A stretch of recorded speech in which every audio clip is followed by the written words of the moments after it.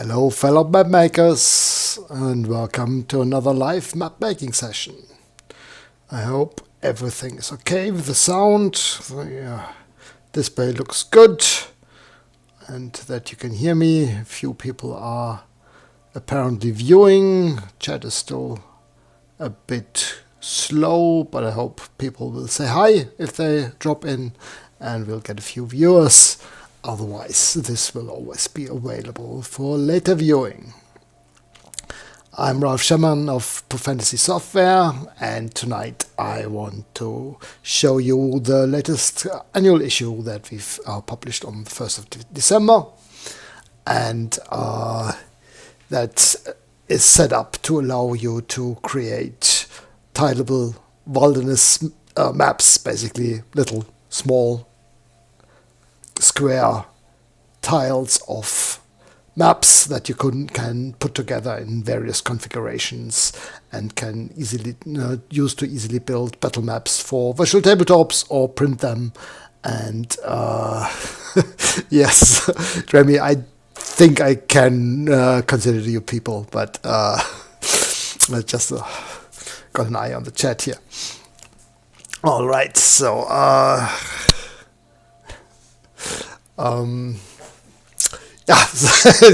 that very well derailed my thoughts there, but no problem. I'll manage to get back on track eventually, I guess. We're building tileable little wilderness maps for you to print and build virtual tabletops from.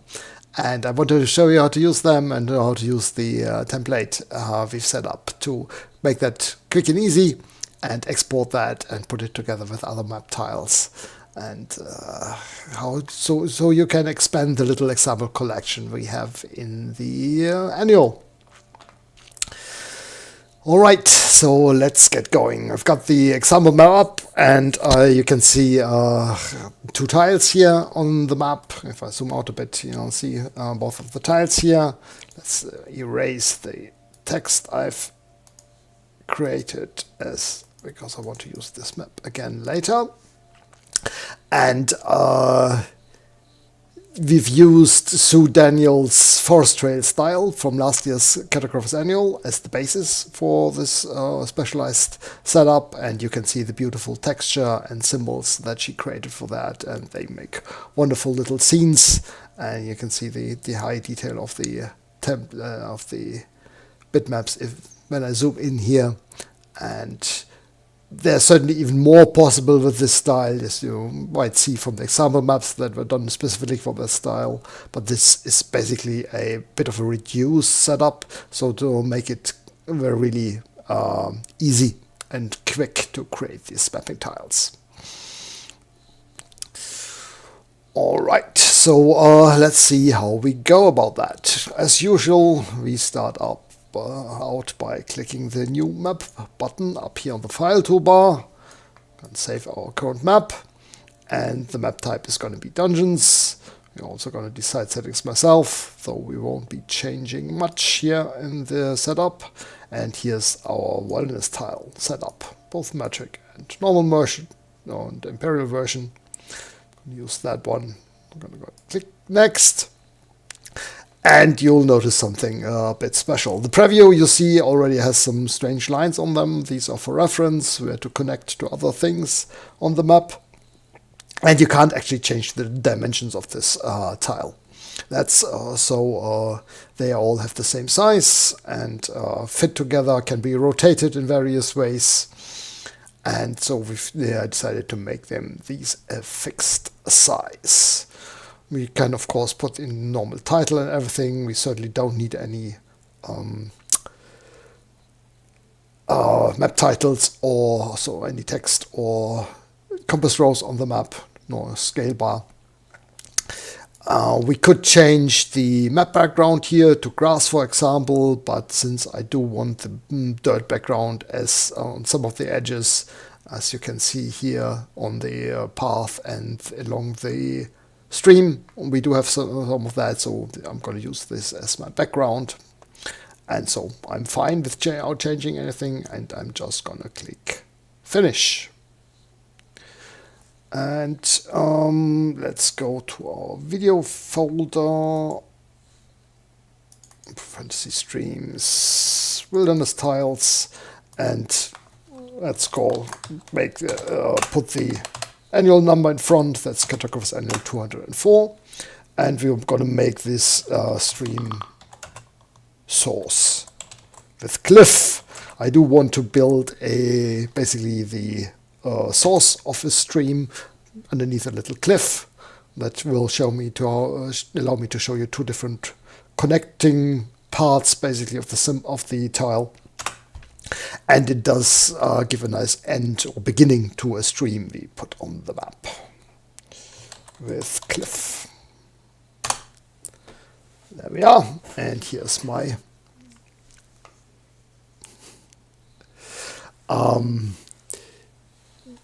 Versus asks already the first questions whether we can do hex tiles as well. Of course, you can put any grid on this. This will not affect the size of the map, and you can still rotate them.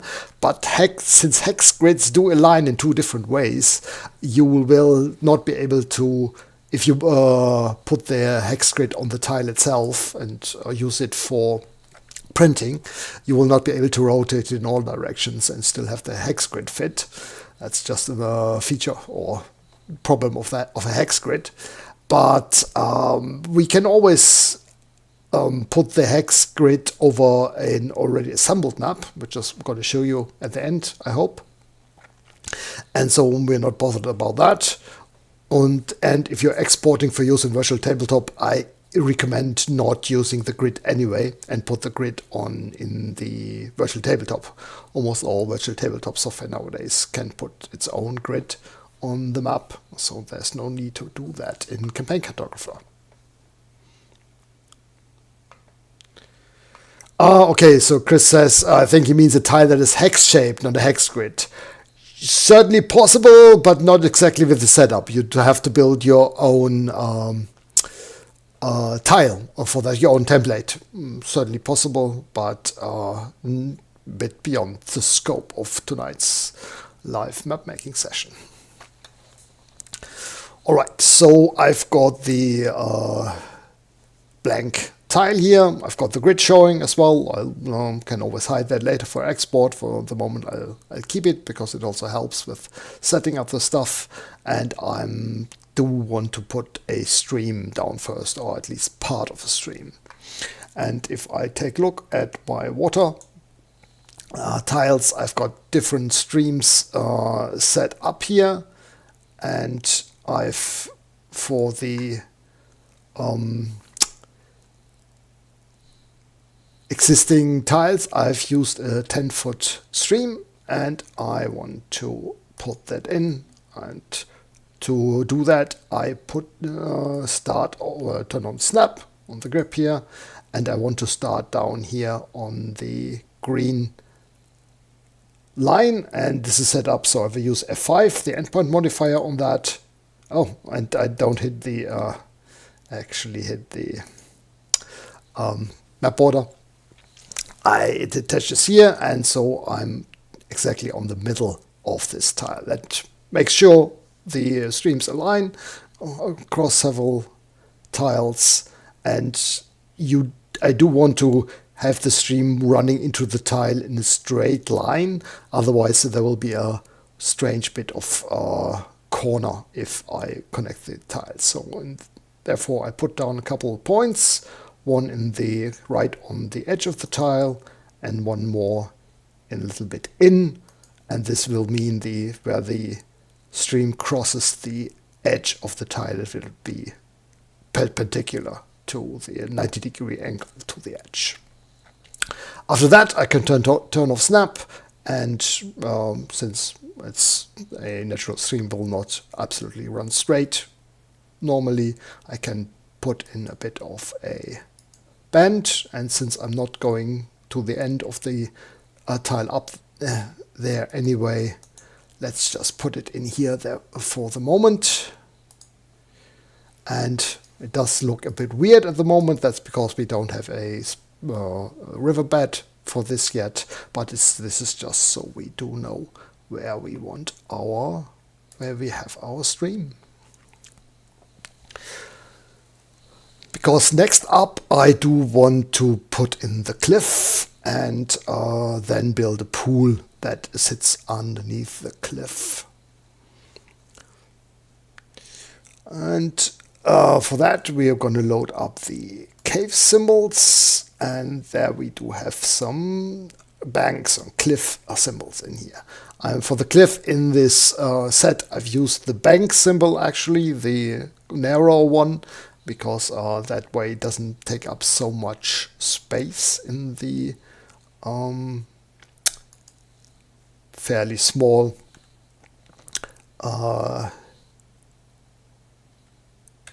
map. And I've turned on snap, and I've used the symbol to place it exactly on the red line here. Let's make check. I have the scale 1, that's correct. And I've placed the symbol one here and one here. Then I do have the symbols connecting correctly there, because that's the left half, that's the right half. And if you basically print this twice and put it on the other side here, they will combine again together into the full symbol and match correctly, as long as they are set on the same point on the edge of the tile. And then actually I'm going to use the other symbols here to build the cliff in between. There we go. You can easily overlap these a little bit so that they fit nicely. And this way we do have a nice little cliff setup here.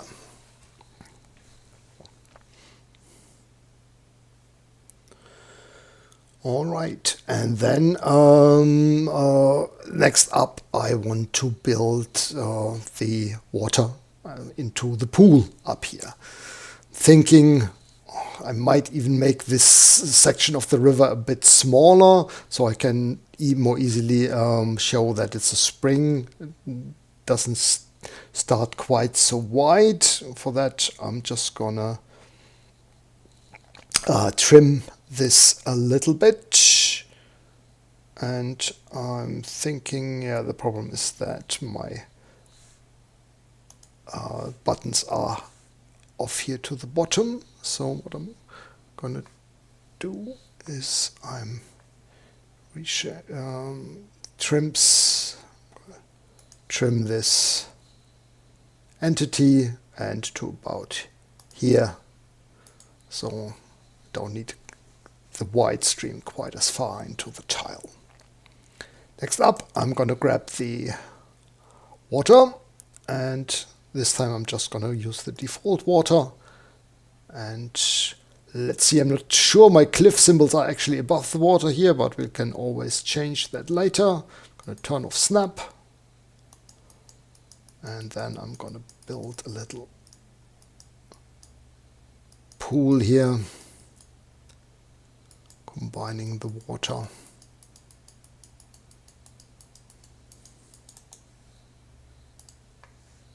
That looks okayish. I think the corner down here is not quite so nice, so I'm going to grab the node here.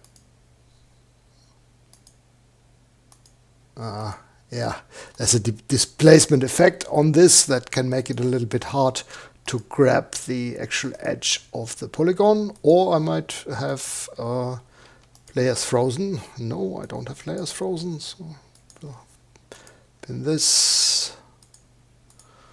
And now I should be able to grab this again. Yeah, that looks better. And now turn the sheet effect on again. There we are. That's good enough. And here's my little pool sitting underneath the cliff. But I do need a bit of a riverbed, so it's not just the dirt background showing through here. And for that I'm going to go into the terrain tools, and I should have the riverbed here. there. And I'm gonna roughly follow the edge of the water. It doesn't need to be absolutely precise, because you always have a little bit of stones sticking out or the stream overflowing the stony bed at some places. And we're gonna put symbols on the edge of the stream anyway. Go. There's our riverbed. Yeah. Okay. And you can see the displacement effect there a little bit. So we've got a bit of a shadow there, which is okay. Yeah, that is actually quite nice. So, so much for that. And then I do want some grass background. As you've seen from the examples, most of the edges are the green grass background. So we're going to put down the default there and grab the grass 3 texture. That's the one I've been using mostly. And I'll leave a little bit of dirt at the bottom of the cliff and a little bit around the stream.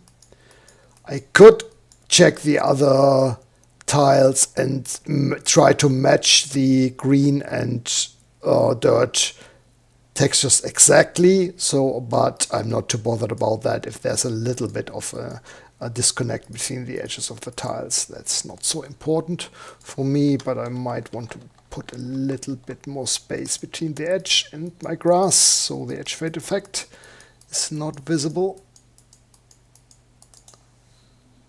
So that looks good. Same on the other side, but I'm gonna stay a bit closer to the cliff there, and then vary the distance of the dirt edge a bit more. All the way up here, right click to finish, and there's the other grass section. And for the top, I don't want a dirt edge at the top of the cliff. That should be the grass going directly into the stony background. So I'm going to draw the edge of the grass further down the cliff there.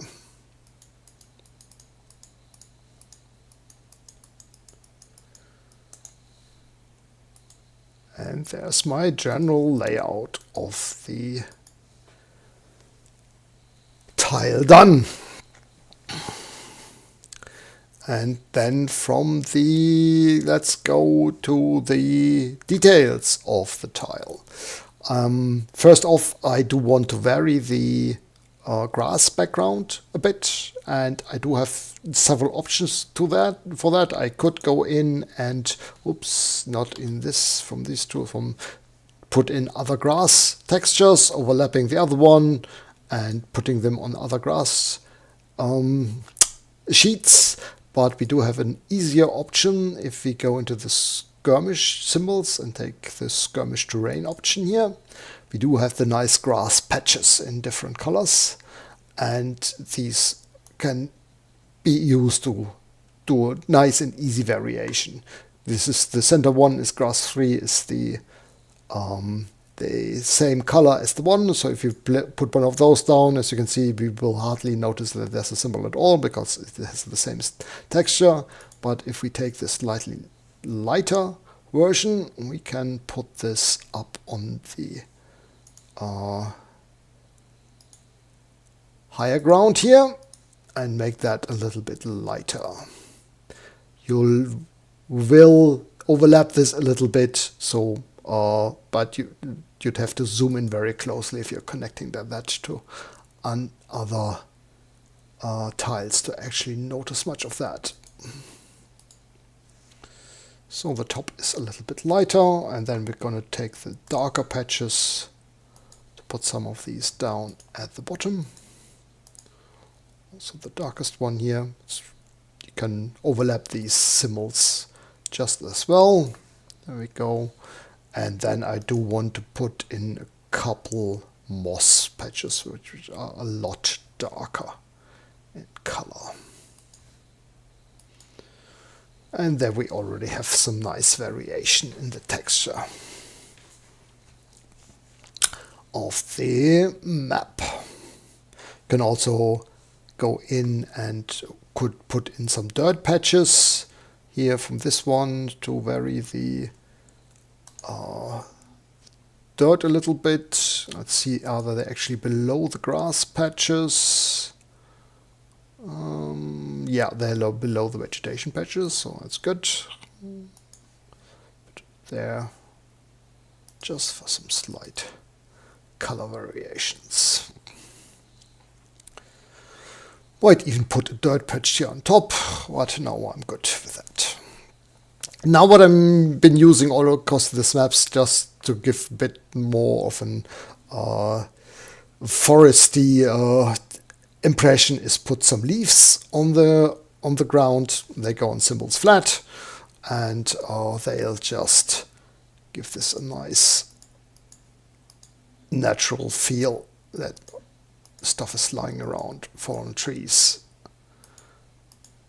and just liberally putting them on the background.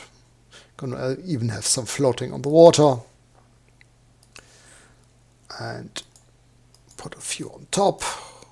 No problem if they overlap the edge a bit. I try to make sure the individual leaves are not cut off by the map, but even that would be hardly noticeable if you're putting the tiles together. So it's already looking pretty nice. So next up, I want to take a look at my stream and build that up a little more nicely with some rock symbols. And for that, I'm gonna load up the cave symbols again. You'll notice that we're mostly switching between the skirmish and the cave symbols in this style because we're doing outdoor stuff and not going into all the interior material. And then we've got rocks here, mossy ones, grayer ones, and sorry, there's a big truck going past there at the moment, or something like that. I hope that didn't come across in sound too much. Never mind. So I'm going to grab some rocks here, and I do want to put some underwater stuff in there. I don't want to have all the stream bed just be these pebbles. I want some bigger rocks in there. And for that, I'm going to go into symbols and have a look at the symbols underwater here and take that as our current sheet. And I'm going to place these just here on the stream bed. So I might even take a larger boulder here as the background near the cliff. Have a look, and there you can see that actually takes on the texture and coloring of the stream bed and shows these rocks as being nicely underwater. Can also put in a few smaller ones by just going in and making them half size. And put in some more.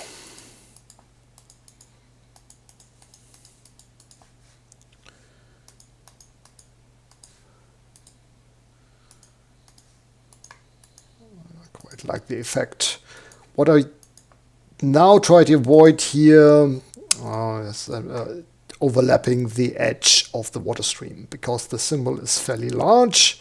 It will appear cut in half and be fairly visible when you put tiles together, where one side has a symbol on the edge and a rock on the edge and the other hasn't. So I avoid that and just make sure all the symbols are fully inside the edge of this tile.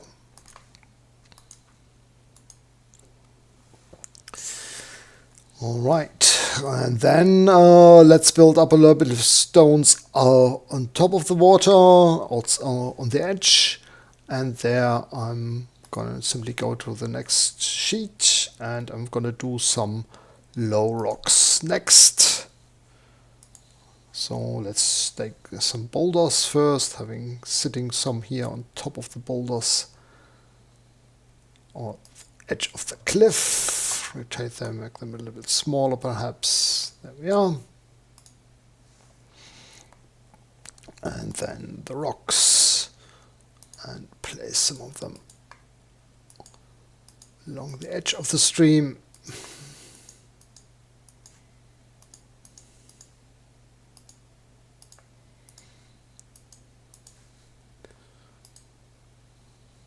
Might even put a larger boulder jutting out of the water in the center of our pool here. There we go. Though I might actually, to make that more visible, put that on the next sheet I'm gonna do. So I'm gonna move to sheet and right click to choose the prior object I've placed. Press D for do it and put it on the symbols sheet. So you can see it does cast a bit of a shadow, more of a shadow there. And then I'm gonna grab a few more rocks, and these gonna go on the symbol sheet, so be higher and placed on top of the existing ones.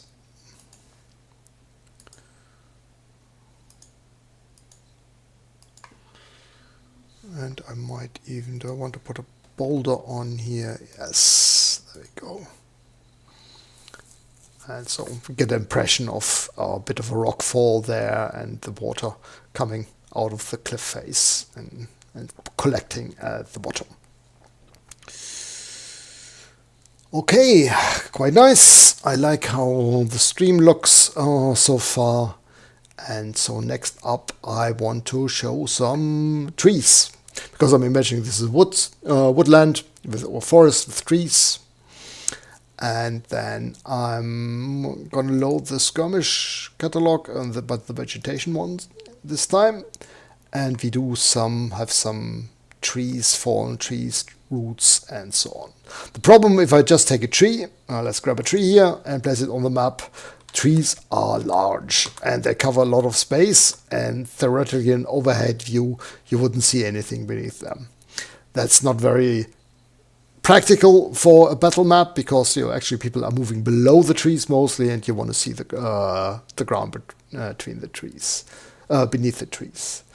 The Forest Trail style has a setup for that by doing the canopy and a shadow layer for the symbols and being able to hide and show individual ones. But since the canopy is really not very useful for this kind of map, the style doesn't do that really, or it's not recommended to do that. You can still, but I would recommend just skipping that and just place a stump as a presentation of the tree itself, so you know where the trunks are, which is the important thing for a battle map. So you can get cover and see things.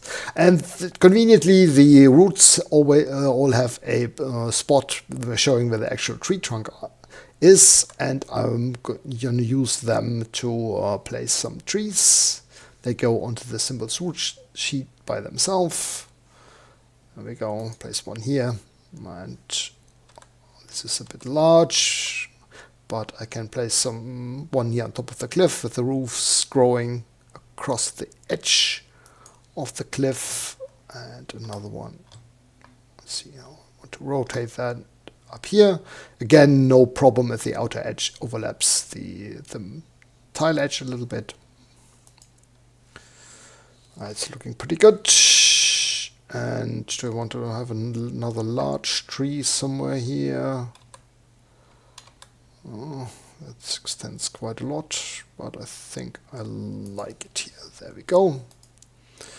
And then I'm gonna grab the tree stump symbol and just place a stump on top of the black spot for the root. You could of course leave that and just use the black outline for the tree trunk that's on the root symbol, but I do quite like these stump symbols, and therefore I'm using them directly.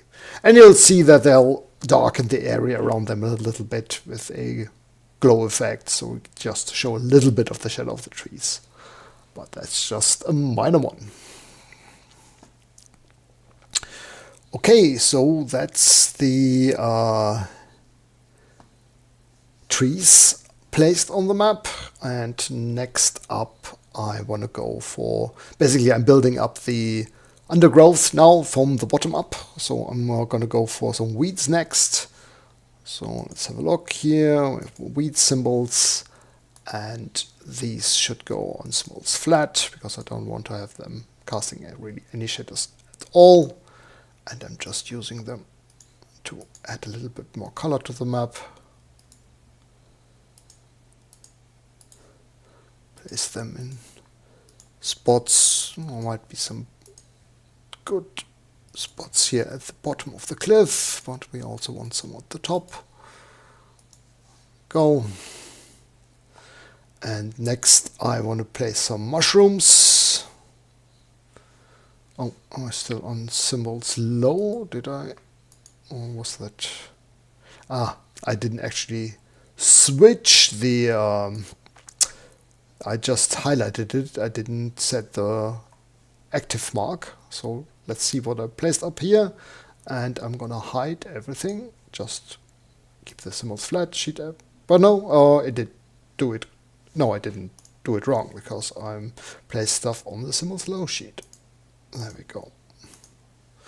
So I'm gonna use move to sheet, and I'm gonna select by layer vegetation, and that's all my weeds and not the rocks. Press D for do it, and I'm gonna move it to the symbols flat sheet.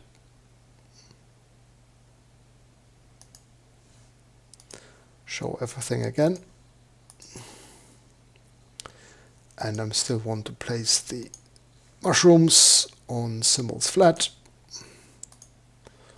There we go. And I'm just going to place them in close to the tree trunks where mushrooms tend to grow. You can also build a nice fairy ring from these, but it's not what I'm going to do on this map. I've done so on another tile, and I don't want to have on too many fairy rings showing up on different tiles. They just, because they stand out from the rest, they do give a nice pop to the map, in my experience. Okay, just so comment from Remy that he got a use of my Hilltop Fort map during his last gaming session. Very nice to hear that. Thank you for letting me know. Always good to hear if the maps get used. It's also one of our, I worked on that in one of the live map making sessions, so check that out if you want to. It's a nice little ruined or half-ruined fort on top of a hill. So that's the weeds and the mushrooms. Next up I want to place some ferns, but these are a bit higher, so they should actually go on the symbols low sheet. There we go. Grab the fern and place some at the edge of the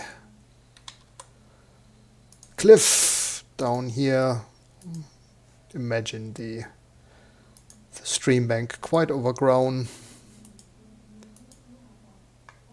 Bit of a rainforest or temperate rainforest vibe. So I'm going to place quite a few ferns. And then lastly, I want to place down some bushes, and they go on the symbols bushes sheet. And they are obviously not as high as the trees, but they are still also pretty large. So I do keep them to a small selection. So I'm gonna put a couple, or just no, I'm actually going to put a couple on top of the cliff and one larger one down here, and I think that's already enough, otherwise they might be overwhelming the map. Well, might put down one more here, down here. Yes, I'm going to place one more down there.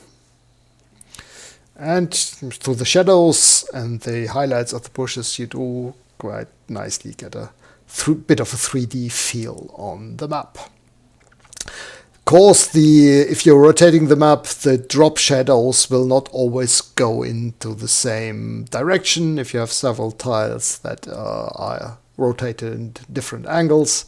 But I think it does, because the drop shadow is not that large and not that far away from the main object. It doesn't spoil the overall map, and it's a compromise between versatility and overall current look. But I quite like that. And if you do not, then you can always rotate the map within here, and so the shadows will always align in the same way, and export multiple versions of that. Then you just use different tiles for the different directions, and don't rotate the tile itself. And with that, we are basically already pretty much done with the tile. It's looking pretty good. So, anything that I've forgotten? No, I'm pretty good. What I'm going to do now is I'm going to hide the grid sheet, because I don't want to export that. And now I'm going to do a PNG export. For that, I'm going to do a save as and select PNG bitmap file. I'm going to go into options, and here I've still got the same settings, but you will probably not have if you're not doing the first of these tiles. And I do it comes with the export setting, CA204 wilderness tile. You can also ignore the one on top, over that's just a typo, and you won't have it in your install. And it exports the file as a 5000 by 5000 pixel image. Important thing is that it does restrict the image to the map border. That way, if everything outside the edge will be cut off automatically. And we don't have to do a rectangular section or anything where we have to define the borders. It's a bit safer to have all exactly the same size this way. And then I'm just going to click OK. And I'm not going to save it in my video folder. Instead, I'm going to go into my program data folder for CC3+. And into the symbols, dungeons, wilderness tiles, and all the example ones are in there already, but I do want to keep this new one separate, so I'm going to do a new tile, and so I call it user tiles, new folder, and save the map in there. And then we do get a quick export. Let's just take a few seconds. And then your registered bitmap editor, Photoshop in my case, will open up with the exported map.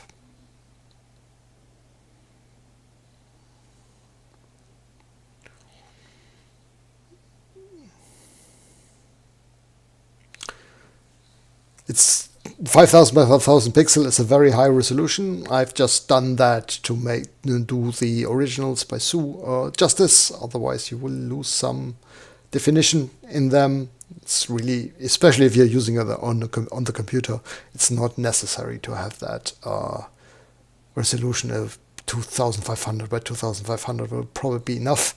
But if you want to print it, it might be useful to have this. So you can see we do have a very high resolution on these maps. The displace effect on the water is nice. And there we go.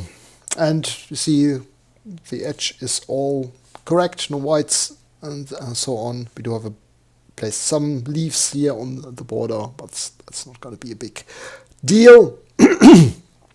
So I'm gonna just leave that as this. If I wanted to save space, I could reduce the size here in Photoshop as well, but no big deal. I'm just gonna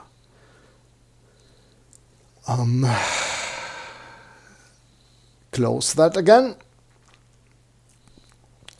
And now I want to I can use that bitmap image directly in any bitmap editing software like Photoshop and so on to put the tiles together.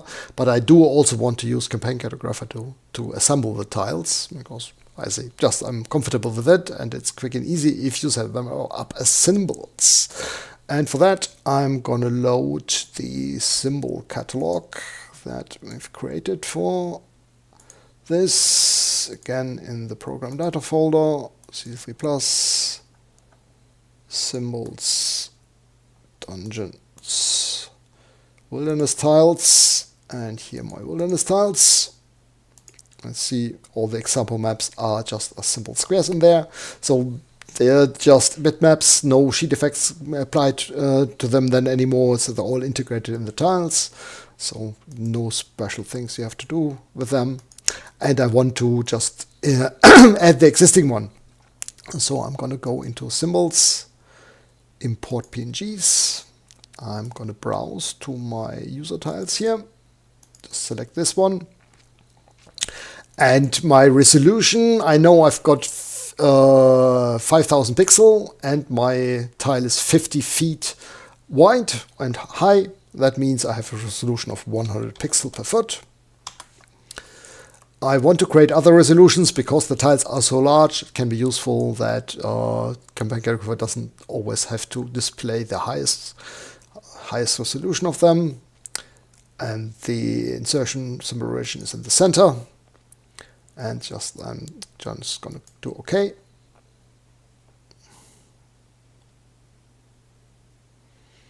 Takes a moment to resize the symbols in the background, because the file is so large, but we're done now.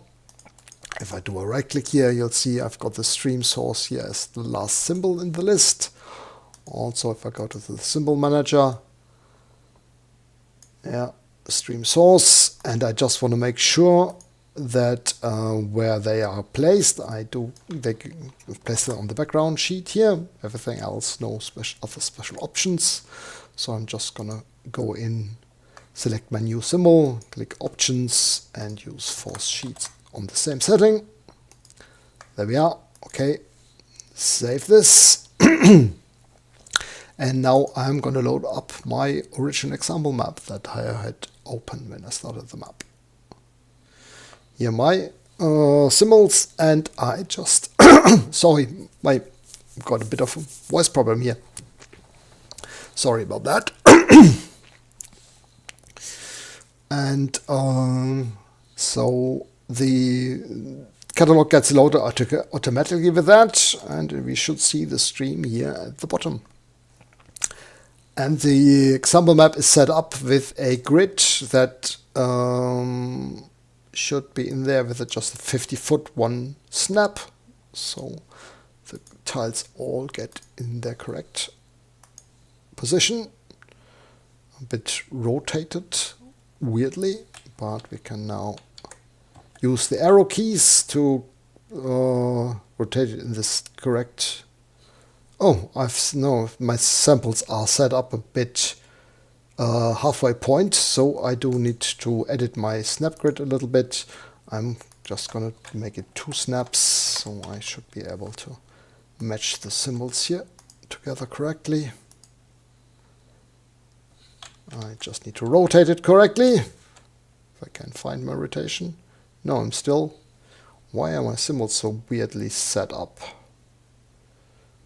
Okay, this is correct, but the other ones are not in the correct positions. I might have used just the rectangular grid previously and not bothered about a 50-foot grid. So let's see. Yeah, that's better. Do have a bit of a disconnect here with the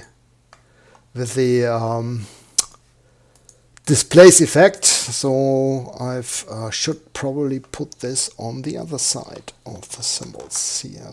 This works better on the other side, and I should probably turn off the displace effect on the streams here, because as I now realize, it does set it off to a bit of the other side, and that makes the tiles not connect quite so precisely if in one direction. Yes, this is better here. As you can see, the match is much better here. You do get a bit of a line where the symbols meet. That's just the nature of the 1 pixel import of the symbols, or that the pixel gets aligned to a vector grid. But how I correct that or mask that, basically, I just put in the grid at this point and put the grid over this, and there we are. And turn on sheet effects, and that meshes the tiles together very nicely. And there we do have a pool where the stream starts underneath a cliff, and we can now go on and do stuff here like grab the other cliff symbols. Have a quick look where woods with cliffs appear. So we could, this is the end of the cliffs, and this is the other end of the cliffs. There we go. Oh, I did put a numbering on the grid. Let's delete the grid again for the moment. Oh, and I shouldn't delete the tiles themselves at the same time. So I've got the cliff here, and then I do need a bit of a road. So we could, we do have the muddy path actually. So we could let this end at this point here. And the other path, it's not the most natural setup here with the two. Connect the paths in parallel to each other. But it's gonna do for the moment here. We go, and now I'm gonna draw the grid again, Axis square overlay, and without labels, no labels, square grid, select points from down here all the way up here, and there's my tile layout. Zooming is a bit off here with the tile sizes. That's always a bit of a problem with the vector scaling of bitmap images, but it shouldn't show up on a proper export, and neither if you're using these within another application. Of course, this is just an effect of the vector scaling of bitmap images. Alright, and there's my new tile that I've created, shown you that you can use in your own maps now. Nice, your own maps, your tile setups, and should be easy to expand the collection of available tiles from there, which you can then use again and again in different configurations to build up wilderness maps on the fly without having to redraw everything. And we do have 10 minutes into the hour, but I'm done with the tile, and with my voice is actually quite happy that I can do a little bit earlier end to the stream today. It looks I haven't been talking enough the last few days, and voice is not in the best of shapes. Otherwise I'm feeling fine, but I do have a bit more gravel in the voice than usual. Alright, and thank you for watching. Have a good night, and hopefully see you again next week with a better voice. All the best. Bye bye.